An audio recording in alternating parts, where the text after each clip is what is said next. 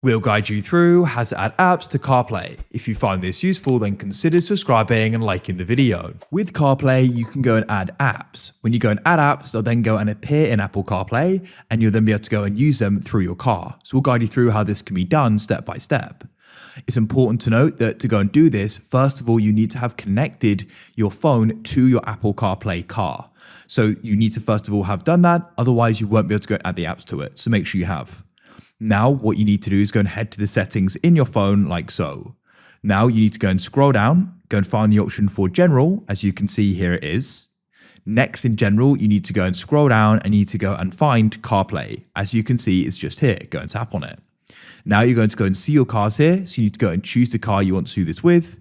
In this case, I'll do it with this one here. And then what you need to do is in Customize is you go and find the option for apps, which is where you can go and add and remove them. So go and press apps like so. Now you're going to go and see the apps which are included. If you don't want some of the apps in here, you can go and actually remove them. So if you want to remove one, press the remove button to the left.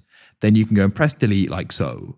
Now to go and add apps, what you need to do is you can go down into more apps and you're going to go and see the apps you can go and add. Not all apps are available because they need to be compatible with Apple CarPlay. So as you can see, I like to go and use Google Maps for my navigation. So what I'll do is I'll press the plus to the left and now it's been added here. So therefore, that's now going to be in Apple CarPlay the next time I go and connect it. It's that straightforward. And you can go and repeat that for other apps as well. So I want to have the news in there so I can go and see what's happening. You can also go and change the order here as well, as you can see, and that's it. At the top, you'll notice some of these can't go and be removed, which is important to note as well, as they're default apps. But that's it.